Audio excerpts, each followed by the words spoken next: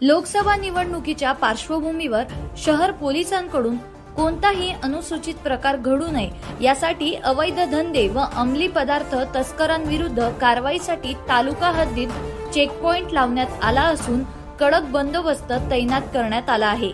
दरम्यान 2 मार्च रोजी शहर पोलीस ठाण्यात पोलीस निरीक्षक के पाटील यांना मिळालेल्या गोपनीय माहितीवरून शहर पोलिसांच्या पथकाने शहादा रस्त्यावर कर्मवीर पेट्रोल पंपाजवळ असलेल्या चेकपॉइंट जवळ सापळा रचला असता संशयित वाघाडीकडून शिरपूरकडे पाठीवर बॅग घेऊन येताना दिसून आल्याने पथकाने त्यास ताब्यात घेतले। त्याची व बॅगेची झडती घेतली असता बॅगेत 32,400 रुपये किमतीचा मानवी मेंदूवर परिणाम करणारा उग्रवास असलेला ओल्या बिया, पाला व काड्या मिश्रित 3.25 किलो गांजा सदृश्य नावाचा पदार्थ मिळून आल्याने मुद्देमालासह ताब्यात घेतले। या प्रकरणी शहर पोलीस ठाण्यात पोलीस हेड कॉन्स्टेबल ललित पाटील यांनी फिर्याद दाखल केल्याने संशयित कुणाल किशोर येशीराव याच्या विरुद्ध विविध कलमान्वये गुन्हा नोंद करण्यात आला।